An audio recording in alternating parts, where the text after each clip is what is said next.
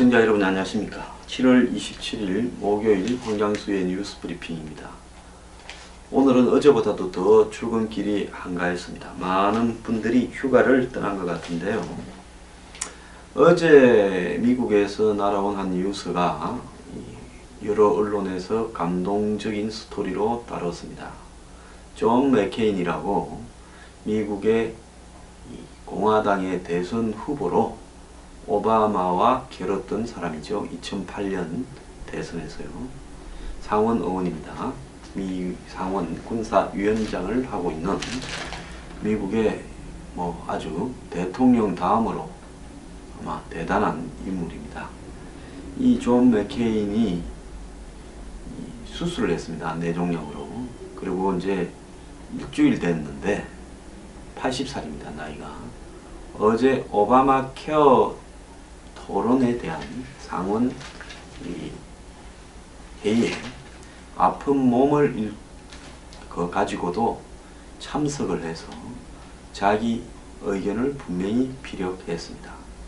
그래서 트럼프가 오바마 케어를 폐지하고 트럼프 케어로 하려다가 반대가 있어서 트럼프 케어는 이렇게 접어버리고 일단 오바마 케어를 폐지하고 다른 대체 법안을 만드는 부분을 논의했는데 어제 존 맥케인은 우리는 대통령의 쫄병이 아니다 라면서 토론 개시는 찬성했지만은 다른 공화당 의원 6명과 더불어 이 오바마 케어 폐지에는 반대를 해서 더 나은 대체 입법이 되어야 오바마 케어를 폐지하는 데 동의한다면서 저소득 정빈곤층과 노인층에 대한 의료적 대체 방안이 내가 공화당이기는 하지만은 없다 라면서 분명히 국민을 향한 자기 소신을 보였고 트럼프의 입장에도 반기를 들었습니다.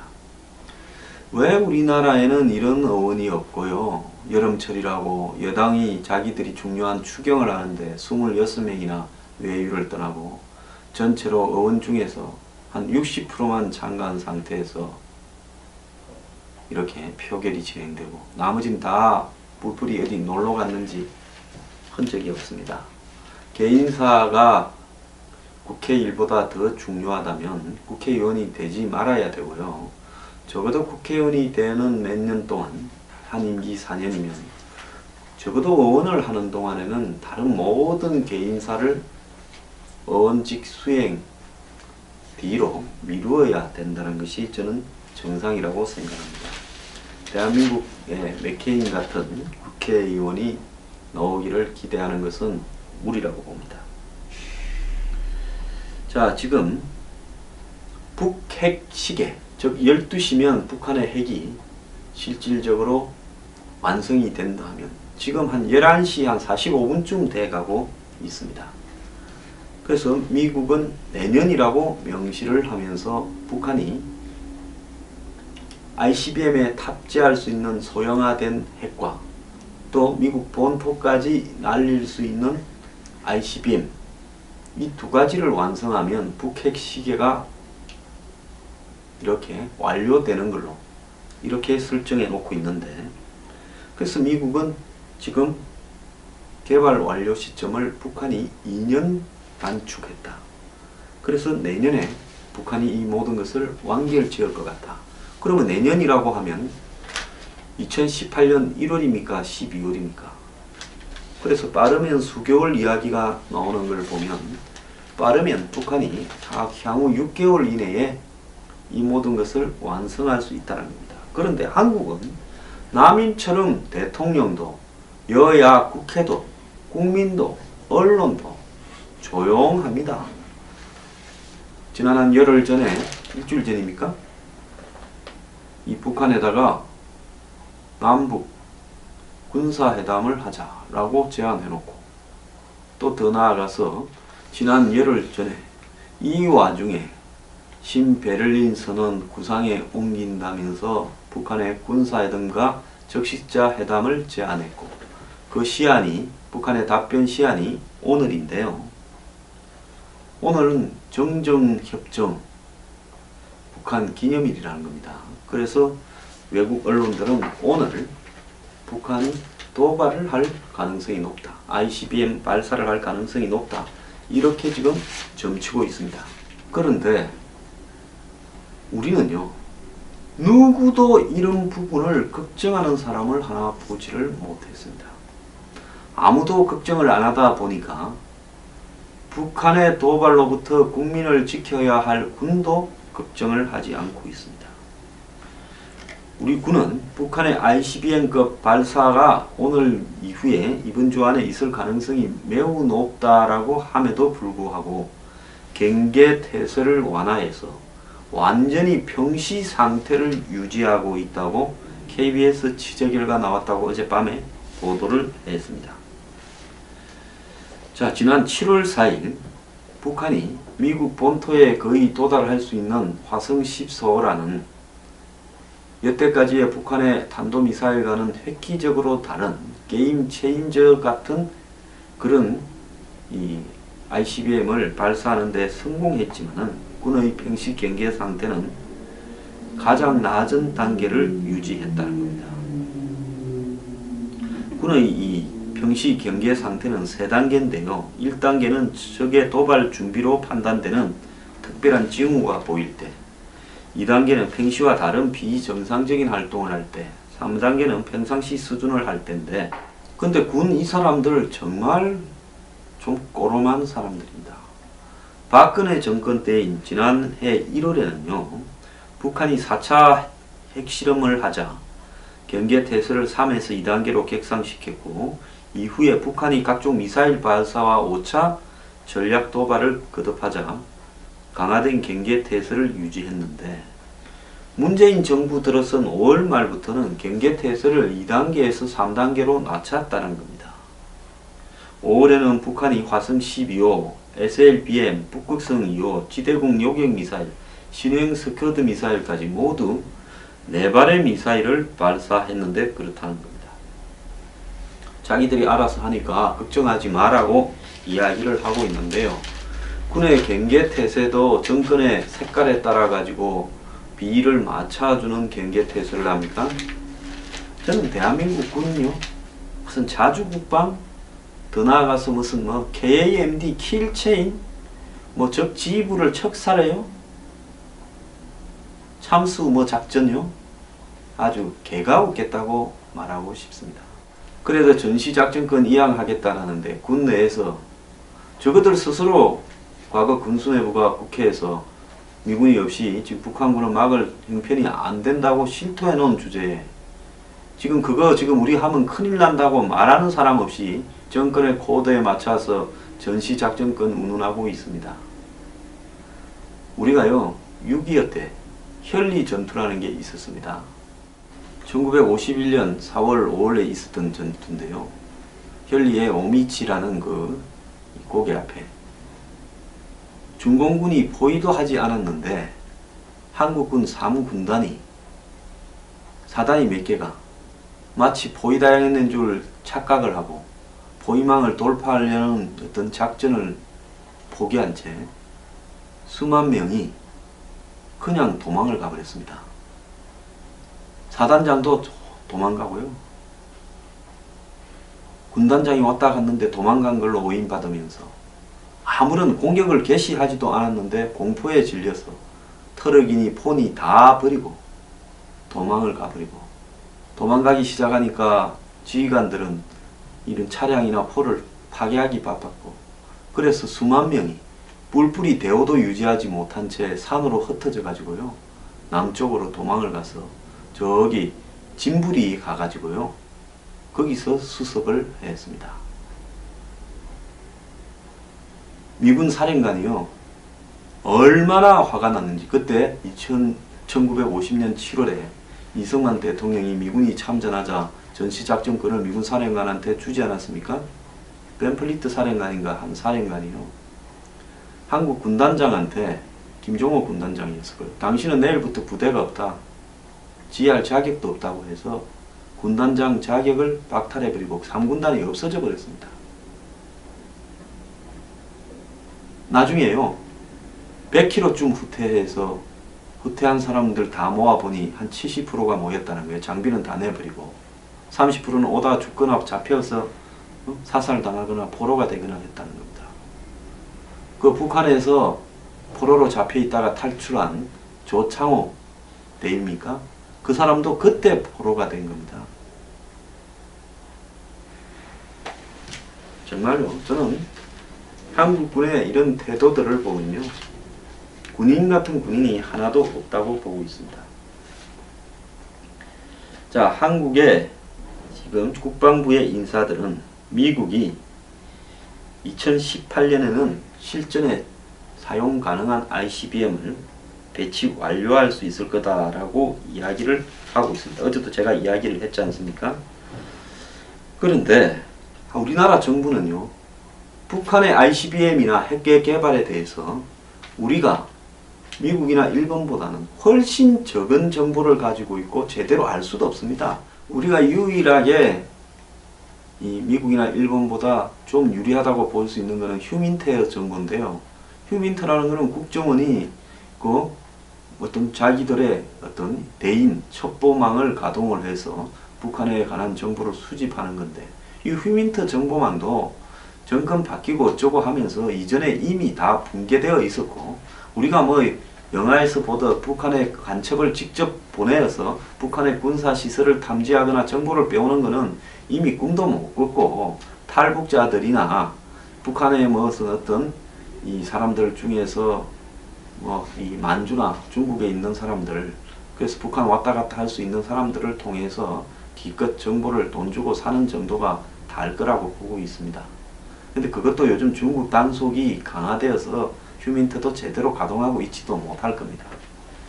자, 그런데 국정원도 지금 뭐 방첩 기능이나 정보 수집 기능을 해체시켜 가고 있으니까 더더욱 약해지겠죠. 어쨌거나 이런 정보도 갖지 못한 채 한국 정부는 북한이 여전히 ICBM 대기권 재진입 기술을 확보하지 못하고 있고 앞으로 2~3년 걸릴 거라고 말을 합니다. 그러면 ICBM을 ICBM이라고 그래서 부르지 않는 겁니다. 그리고 중국과 러시아를 이 지난번에 한미일 공동성명에서 한국 첫 주장으로 북한과 국경을 대고 있는 나라들이라고 그렇게 표현을 합니다. 자, 우리는 그러면 북한이 ICBM 개발이 여전히 몇 년 남았다라고 이야기를 하는 근거가 무엇인지 대한민국 군은 국민 앞에 제시를 해야 됩니다. 워싱턴 포스트가 북한이 내년에 다 완성시킨다니까 출처가 불분명한 성급한 평가라고 이야기를 하고 있는데, 그러면 한국군이 북한의 ICBM이 2~3년 남았다라고 이야기를 할 근거는 출처가 분명하게 한번 제시해 보기 바랍니다.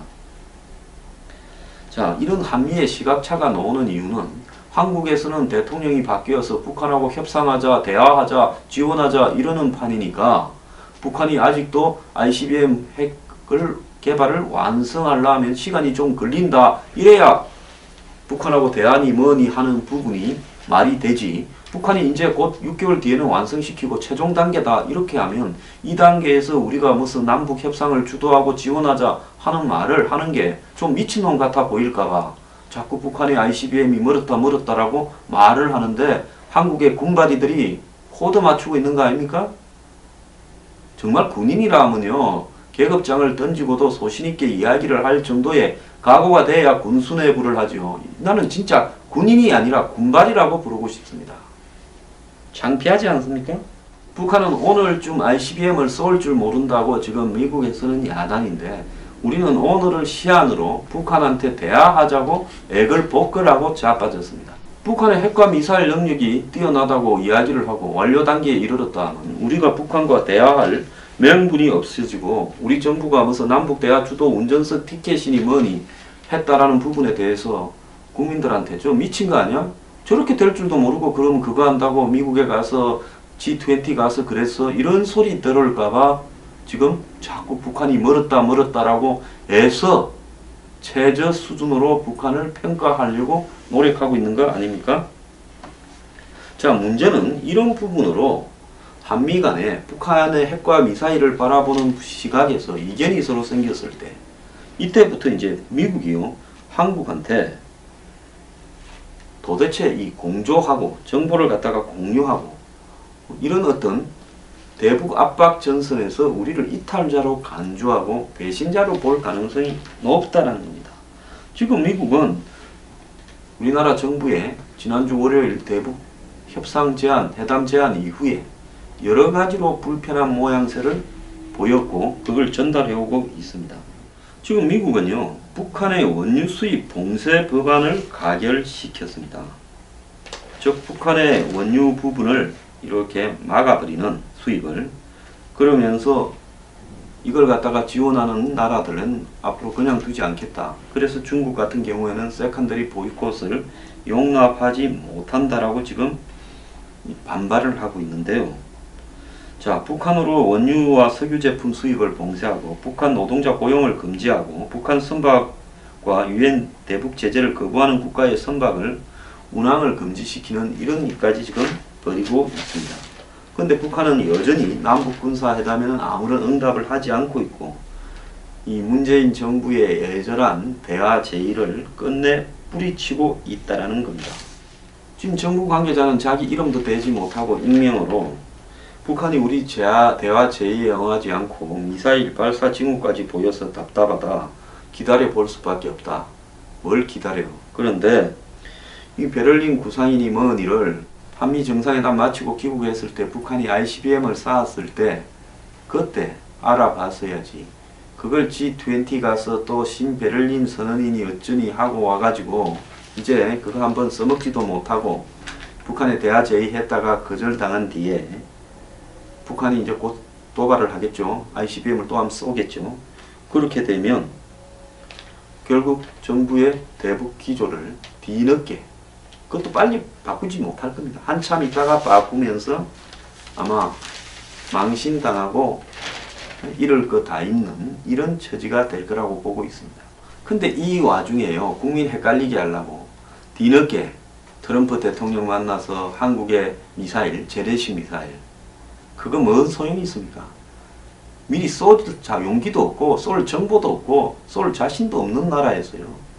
그걸 탄두를 뭐 500kg인데 1톤으로 트럼프한테 이야기해서 바꿨다 하는 문재인 대통령의 안보 행보가 주목을 받고 있다. 그러면서 국방과학연구소에서 한 현무2 탄도미사일 발사에도 참석을 했다. 이런 걸 가지고 문 대통령이 오히려 안보 이슈에 더 적극적으로 대응하고 있다. 이러면서 이 안보 행보는 보수의 전유물이 아니라는 것을 보여주고 있다. 이렇게 이야기를 하면서 지난 2012년 대선 지고 난 뒤 1.2.19 끝이 시작이다라고 쓴 자신의 책에서 이 국가나 애국이라는 가치에 대해서 민주 진영이 관심을 덜 가졌는데 이제는 이걸 갖다가 관심을 가져야 된다. 보수의 전유물이 아니다라고 한 이야기를 소개하면서 안보 사랑 어쩌고 저쩌고를 이 정권 찬양 언론들이 이야기를 하고 있습니다. 자, 근본적으로 큰 흐름에서 우리가 같이 갈 수 있는, 또 같이 안 하면 안 되는, 안보를 지킬 수 없는 미국이나 일본하고는 항상 비거덕거리면서 뒤통수를 우리가 치면서 그 말장난이나 하고 있고요. 공동성명에 무슨 남북 대화 주도원이 어떠니 그래서 우리가 운전석 앉겠다고 하면서 그런 식으로 처신하고 있으면서, 그리고 베를린 가서도 한미일 공동성명 채택하는데 얼마나 소극적이었습니까? 자국까지 바꿔서 ICBM을 ICBM이라고 부르지 못하도록 하지도 않았습니까? 그러면서 무슨 재래식 탄두 중량 열렸다, 무슨 미사일 발사 참관했다는 걸 가지고 안보 행보를 한다고요? 개가 웃을 소리입니다. 정신 차리기 바랍니다. 그래서요, 공연히 이러지 말고요. 그건 뭐 하는 겁니까? 그냥 이 지금 북한에 대한 압박 노선에서 이탈하고 있으면서 그걸 김을 빼고 있고 한국이 나서서 그런 짓을 하고 있으면서 한편으로는 무슨 안보 행보를 하고 있다고 왜 쇼를 하는 겁니까? 그러니까 이제는 또 원자력 잠수함 이야기를 실 흘리고 자빠졌습니다. 그거 할 수 있다고 믿을 사람도 없고요. 이 정권의 미국이 원자력 잠수함 만들으라고 허가도 안 내줍니다. 미국의 동의 없이 원자력 잠수함, 한미 원자력 협정이 있고 IAEA가 있는데 만들 수 있습니까? 꿈 같은 뻥 좀 그만 치기 바랍니다.